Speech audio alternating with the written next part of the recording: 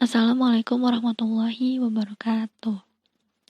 Sebelum memulai pembelajaran melalui video ini, Ibu ingin kalian mengatakan kata positif, yaitu bismillah dan semangat. Oke ya, bismillahirrahmanirrahim, semangat. Ibu harap kalian tidak hanya menonton video, tetapi jika ada yang belum paham caranya, bisa kalian pause atau hentikan dahulu videonya, kemudian kembali ke menit yang kalian belum paham. Juga bisa sambil mencatat yang penting sesuai dengan pemahaman kalian gitu. Oke, kita mulai ya. Pada video sebelumnya sudah dijelaskan secara umum apa itu sebenarnya fisika. Kemudian kenapa pentingnya fisika, perlunya belajar fisika gitu. Nah, sekarang pada bab 1 kita akan mempelajari hakikat fisika dan prosedur ilmiah. Jadi ini lebih ke penjelasan secara teoritisnya ya. Nah, pertemuan kali ini kita bahas terlebih dahulu tentang hakikat fisika. Oke. Nah, terlihat di sini ada dua gambar. Bertuliskan yang gambar pertama ada fisika, gambar kedua ada teknik. Maksudnya apa? Coba, apa yang terlintas di pikiran kalian ketika melihat gambar ini?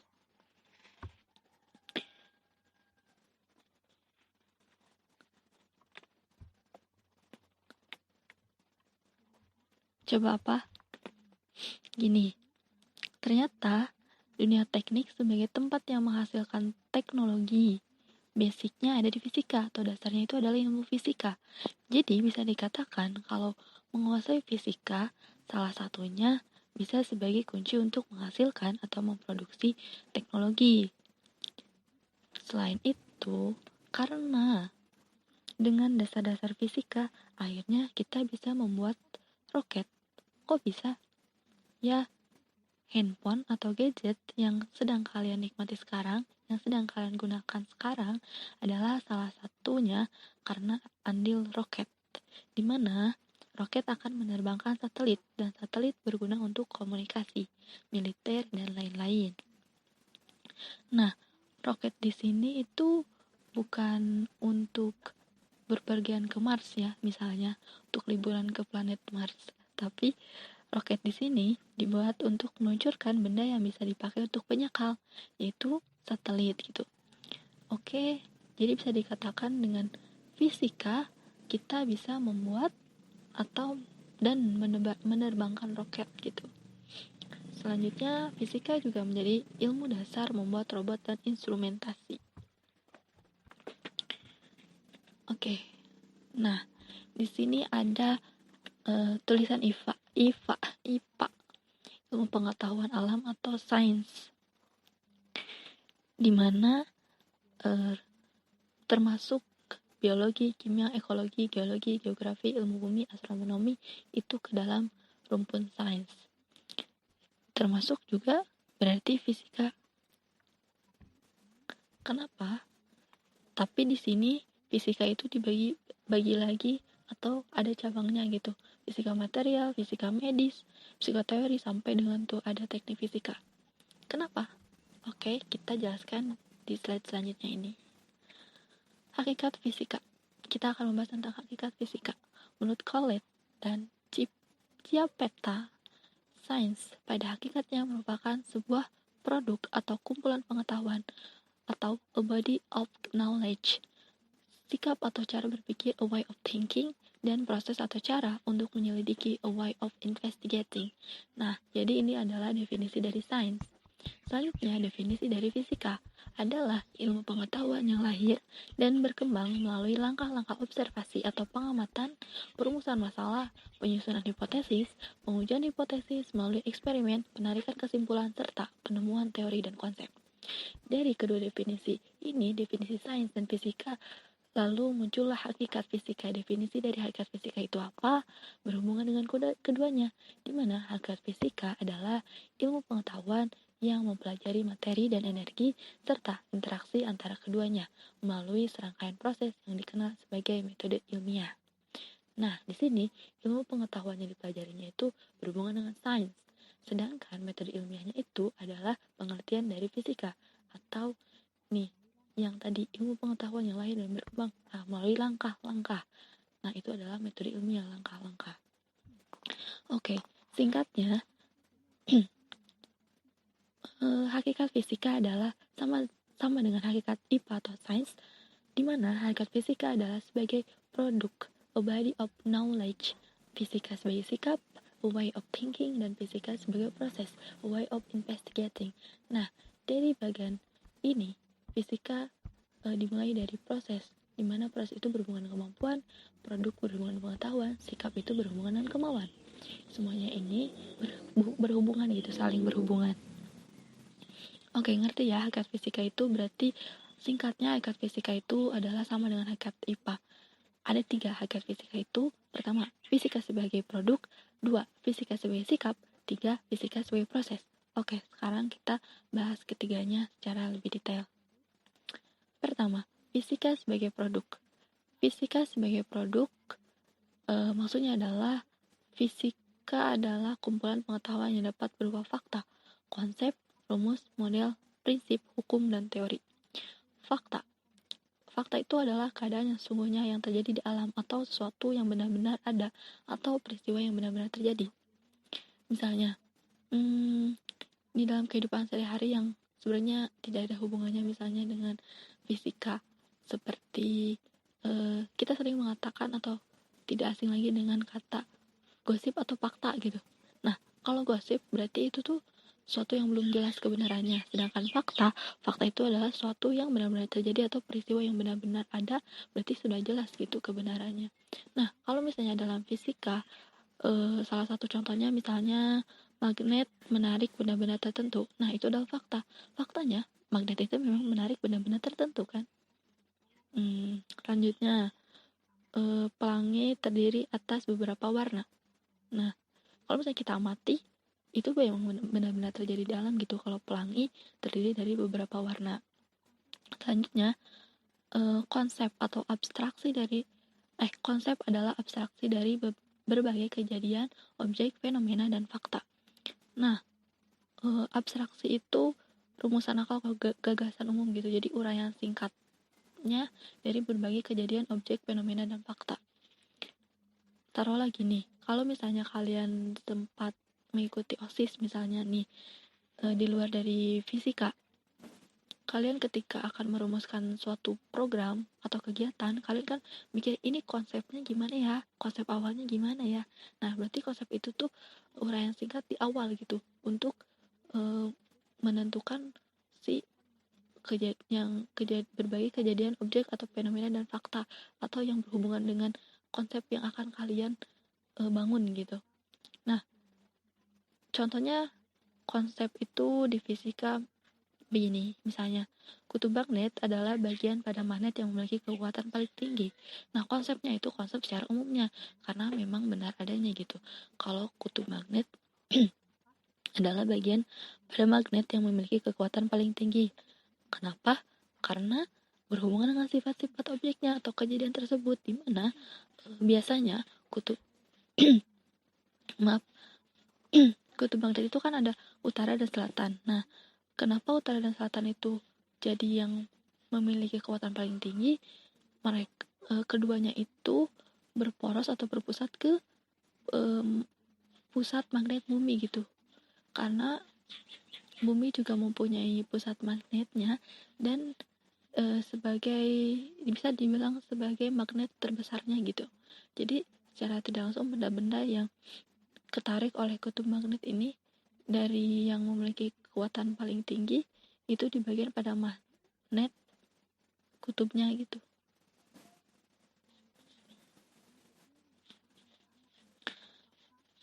Selanjutnya rumus. Rumus itu merupakan penyataan matematis dari fakta, konsep, prinsip, hukum, dan teori. Nah, pasti sudah tahu ya kalau rumus itu seperti apa. Rumus itu dituliskan secara matematis. Dalam rumus kita dapat melihat saling keterkaitan antara konsep-konsep dan variabel-variabel. Pada umumnya prinsip dan hukum dapat dinyatakan secara matematis juga gitu. Ada rumusnya. Nah, kemudian model. Model adalah sebuah presentasi dari suatu ide, struktur, atau sistem dari fenomena yang tidak dapat dilihat. Contohnya, misalnya model atom Bohr membantu untuk memahami teori atom. Jadi model di sini itu adalah sesuatu yang menggambarkan si teori tersebut kadang. Tapi kan model atom itu ada yang misalnya seperti lintasan, ada yang seperti apa gitu model kan. Jadi pemodelan itu bisa kerangka gitu. Jadi supaya hal yang tidak dapat terlihat tersebut tuh bisa terbayangkan gitu. Nah, berguna untuk membantu memahami suatu teori tentunya. Kemudian prinsip. Prinsip adalah rumusan atau generalisasi hubungan fakta dengan konsep. Prinsip lebih bersifat analitik, bukan sekedar empirik. Empirik itu berdasarkan kebenarannya, tapi di mana prinsip itu lebih bersifat analitik, berarti dia itu menganalisis sampai detail supaya akurat gitu, lebih akurat meskipun sudah benar tapi dianalisis kembali gitu biasanya. Nah, misalnya contohnya itu di fisika. Prinsip udara yang dipanaskan memuai. Ini adalah contoh prinsip sains yang menghubungkan konsep udara, panas, dan pemuaian. Prinsip kemudian misalnya air selalu mengalir dari tempat yang tinggi ke tempat yang rendah. Kita tahu kan memang benar itu air mengalir dari tempat yang tinggi ke rendah, seperti air sungai misalnya, air terjun misalnya. Nah, itu adalah konsep air mengalir serta tinggi dan rendah. Ada konsepnya gitu. Jadi prinsip itu berhubungan juga dengan konsep. Kemudian ada hukum. Hukum itu adalah prinsip-prinsip khusus yang diterima secara meluas setelah melalui pengujian berulang.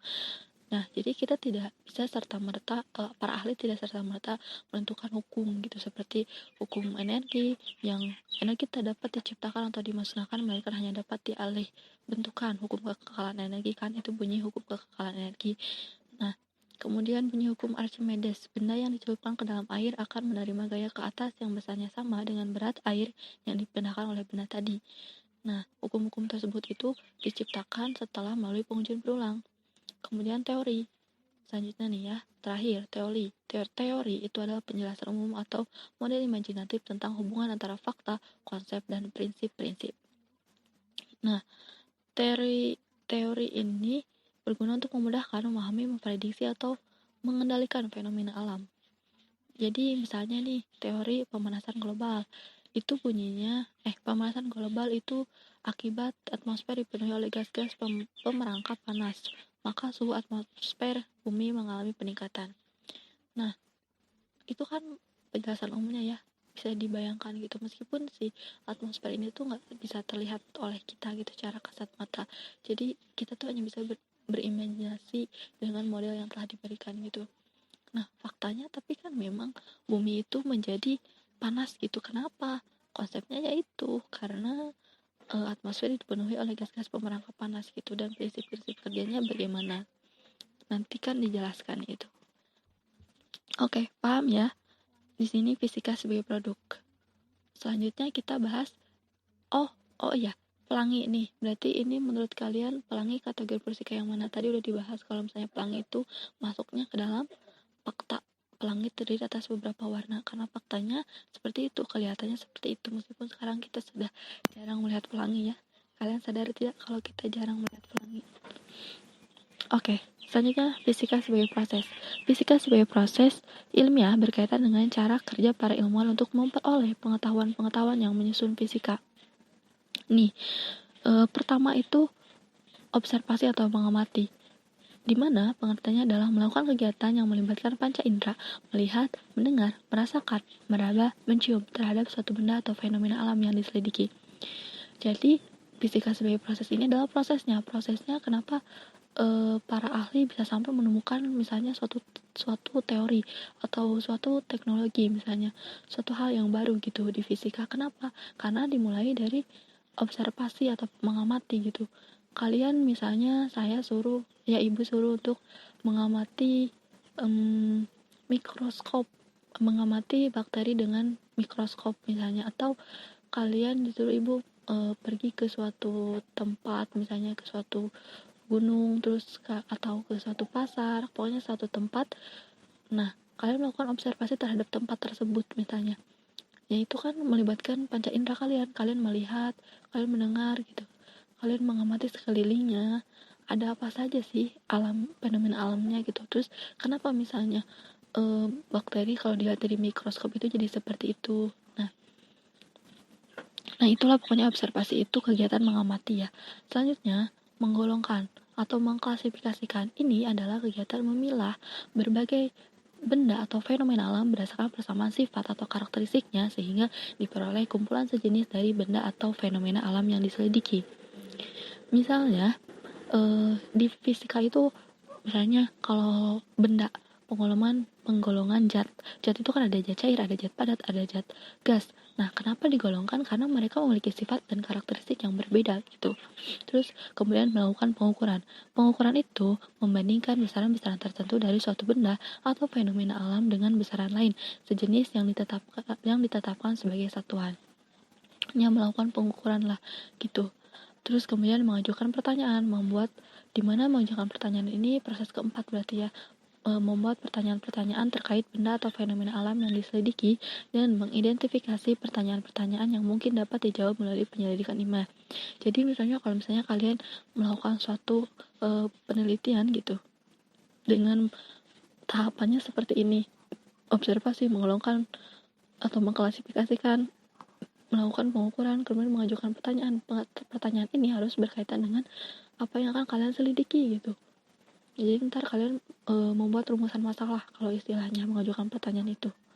Selanjutnya, merumuskan hipotesis. Hipotesis itu maksudnya menjelaskan pengamatan dalam terminologi konsep dan prinsip serta menggunakan penjelasan untuk membuat prediksi fenomena yang diamanati. Jadi hipotesis itu dugaan sementara gitu. Dugaan sementara nantinya jawabannya itu akan seperti apa gitu. Dari apa yang kalian selidiki atau apa yang kalian sedang teliti gitu. Selanjutnya, merencanakan dan melakukan penyelidikan atau percobaan.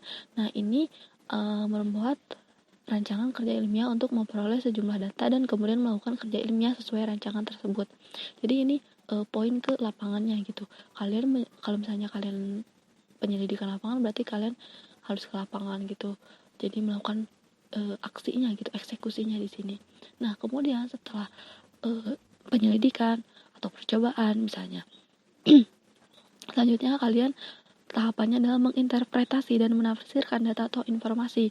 Jadi kalian melakukan analisis data, melakukan generalisasi, menarik kesimpulan serta membuat prediksi berdasarkan pola atau acuan tertentu. Jadi di sini kalian misalnya bentuknya adalah dari penelitian kalian itu berupa laporan gitu, atau misalnya skripsi gitu kalau yang membuat skripsi kalau di dunia kuliah. Kalau di kalian berarti membuat laporan, misalnya laporan penyelidik percobaan misalnya. Nah, setelah selesai tersebut, tahapan terakhirnya adalah mengkomunikasikan atau menyampaikan hasil percobaan atau penyelidikan dengan menggunakan cara dan media yang tepat pada sasaran atau orang yang kalian ingin beritahu gitu. Kemudian, nah yang ketiga, yang terakhir, fisika sebagai sikap. Ini adalah setiap langkah dalam proses membutuhkan sikap ilmiah yang baik kan, antara lain. Nih, rasa ingin tahu, rasa percaya, kreatif, teliti, objektif, jujur, terbuka, mau bekerja sama, mau mendengarkan pendapat orang lain. Nah, sikap ilmiah yang baik ini diterapkan di proses yang tadi. Selama kalian melakukan fisika sebagai proses, selama kalian melakukan prosesnya di fisika sebagai proses tadi, dari awal mengamati sampai mengkomunikasikan sampai dapat kesimpulan terus mengkomunikasikan. Nah, itu tuh ada tahapan-tahapannya, ada sikap-sikapnya yang harus diterapkan gitu. Seperti rasa ingin tahu dalam mengamati, kalian tuh harus memiliki rasa ingin tahu kan terhadap apa yang kalian selidiki. Kalau misalnya kalian tidak punya rasa ingin tahu, bagaimana kalian bisa menyelidiki hal tersebut gitu. Jadi harus punya rasa ingin tahu, kemudian rasa percaya, kreatif. Misalnya kreatif ya terhadap penyelidikan kalian gitu, percobaan kalian. Teliti itu ya telitilah ketika kalian yang tadi misalnya melakukan pengukuran kan harus hati-hati gitu, harus teliti gitu kan. Nah terus juga ketika merencanakan atau melakukan penyelidikan kan ada hal yang kalian harus hati-hati juga. Ketika menafsirkan data juga harus benar-benar dan harus hati-hati gitu, harus jujur juga, terbuka. Kalau mau bekerja sama itu berarti sama ketika kalian melakukannya bersama dengan tim atau dengan rekan kalian. kemudian mau mendengarkan pendapat orang lain. Ketika kalian tadi mengkomunikasikan, berarti kalian harus mau mendengarkan juga pendapat orang lain atau saran kritik orang lain juga. Nah, itu fisika sebagai sikap. Kemudian cabang-cabang ilmu fisika. Nah, ruang lingkup kajian fisika ruang lingkup kajian fisika sangat luas kan ya. Nah, luasnya ruang lingkup kajian fisika ini kemudian melahirkan cabang-cabang fisika dengan kajian yang lebih spesifik. Secara umum fisika terbagi atas fisika klasik dan fisika modern. Oke, kita bahas selanjutnya. Nah, ini adalah gambaran mengenai cabang ilmu fisika, yaitu fisika klasik dan fisika modern atau fisika kuantum. Nah, suatu yang sifatnya semakin tidak terlihat akan dipelajari di fisika kuantum.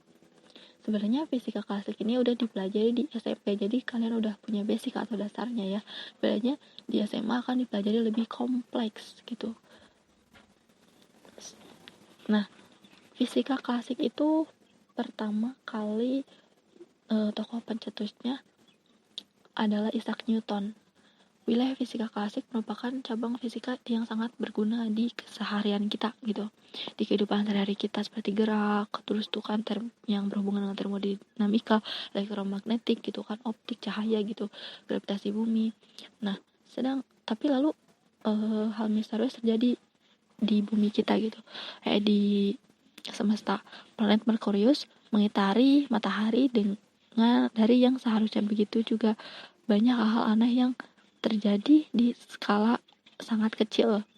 Para fisikawan menduga ada jejak yang lebih besar di luar sana, suatu yang bahkan gak bisa dijelaskan dengan fisika klasik gitu. Maka lahirlah fisika kuantum, fisika yang belum terjamah gitu. Fisika kuantum ini menelusuri dunia yang super kecil. Nah, tapi gambaran umumnya seperti layar handphone atau komputer itu bisa lahir karena kita berada di dunia fisika modern atau fisika kuantum. Oke, kita bahas tentang detailnya cabang-cabang ilmu fisika meliputi fisika klasik dan fisika kuantum. Nah, fisika klasik, cabang fisikanya pertama mekanika, itu mempelajari tentang gerak benda. Bunyi mempelajari sumber dan karakteristik bunyi. Termodinamika mempelajari tentang kalor. Listrik magnet mempelajari tentang gejala kelistrikan dan kemagnetan. Optika, cabang fisika tentang karakteristik cahaya. Nah, ini adalah fisika klasik ya. Pokoknya ini ada cabang fisikanya, terus deskripsinya kalian juga bisa baca sendiri lagi nanti. Pokoknya ini secara teori dan memang seperti itu adanya gitu. Nah, selanjutnya cabang-cabang fisika kuantum. Cabang fisika fisika suhu rendah itu berkaitan tentang berbagai fenomena yang terjadi pada suhu yang sangat rendah, mendekati 0 derajat Kelvin. Terus fisika kuantum berkaitan tentang materi dan radiasi elektromagnetis serta interaksi antara keduanya berdasarkan teori kuantum. Fisika zat padat berkaitan tentang sifat-sifat fisik zat padat.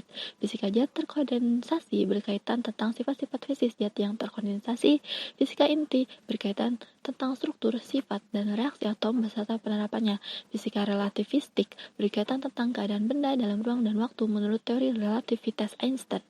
Serta fisika plasma berkaitan tentang gas-gas yang terionisasi. Nah, ini adalah cabang fisika kategori fisika kuantum gitu. Ada beberapa lebih banyak dari fisika klasik gitu, karena memang fisika kuantum ini saat ini pun masih berkembang gitu. Masih banyak sesuatu hal misterius di muka bumi itu yang di muka bumi ini yang perlu dipecahkan oleh kita, oleh fisika gitu, yang masih perlu. Oke. Nah, selanjutnya karena fisika itu merupakan ilmu yang bersifat fundamental, yaitu ilmu pengetahuan yang menjadi dasar dan memiliki banyak kontribusi bagi ilmu pengetahuan lainnya seperti kimia, biologi, kosmologi, dan geologi. Jadi fisika itu benar-benar ilmu yang penunjang untuk ilmu-ilmu lainnya gitu.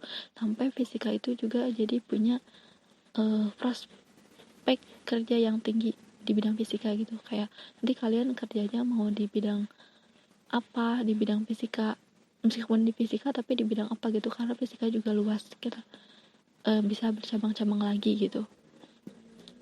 Kemudian luasnya cakupan atau lingkup kajian ilmu fisika juga berkontribusi pada lahirnya ilmu pengetahuan baru yang merupakan gabungan antara ilmu fisika dengan disiplin ilmu lainnya, antara lain astrofisika, Astrofisika yaitu ilmu tentang sifat-sifat dan interaksi-interaksi benda-benda langit yang terdapat dalam ilmu astronomi. Biofisika yaitu ilmu tentang interaksi-interaksi fisik pada proses-proses biologi. Fisika kimia, ilmu tentang hubungan-hubungan fisik yang terdapat dalam ilmu kimia. Ekonomifisika yaitu ilmu tentang proses dan hubungan-hubungan fisik dalam ilmu ekonomi. Geofisika yaitu ilmu tentang hubungan fisik yang terdapat di planet bumi. Fisika medis yaitu ilmu tentang penerapan fisika dalam bidang kedokteran atau medis pada proses pencegahan, diagnosis, dan pengobatan penyakit. Nanti lengkapnya kalian bisa baca di modul yang nanti akan ibu berikan gitu di pertemuan selanjutnya. Oke. Nah, itulah fisika, hakikat fisika. Materi mengenai hakikat fisika di pertemuan ini selesai. Semoga kalian bisa memahami makna dari hakikat fisika itu apa. Dimana kalau misalnya ibu simpulkan ya, hakikat fisika itu adalah ilmu berdasarkan gejala alam yang dijelaskan melalui fakta, konsep, prinsip, dan hukum. Fisika dapat dibuktikan kebenarannya melalui suatu rangkaian kegiatan sesuai metode ilmiah. Fisika akan mempelajari berbagai gejala alam pada kehidupan sehari-hari yang akan dibahas sesuai dengan metode ilmiah untuk mengungkap kebenarannya. Nah, metode ilmiah ini yang tadi fisika sebagai proses salah satunya, dan nanti akan dijelaskan lagi di fisika di pertemuan selanjutnya. Ciri-ciri fisika yaitu mempunyai objek kajian yang nyata, dikembangkan berdasarkan pengalaman atau percobaan, sistematis, logis, konsisten, dan objektif. Fisika memiliki ruang lingkup yang sangat luas. Oleh karena itu, terdapat banyak cabang-cabang fisika tadi. Cabang-cabang fisika tersebut seperti mekanika yang membahas tentang gerak pada fisika, dan optika misalnya yang geometris yang membahas tentang cahaya. Nah, oke, jadi hakikat fisika itu pokoknya kalau singkatnya, fisika itu sebagai sains, atau ada 3. Fisika itu sebagai produk fisika, sebagai proses fisika, sebagai sikap. Oke, kalau misalnya ada yang belum paham, kalian bisa menanyakannya. Sekian, wassalamualaikum warahmatullahi wabarakatuh.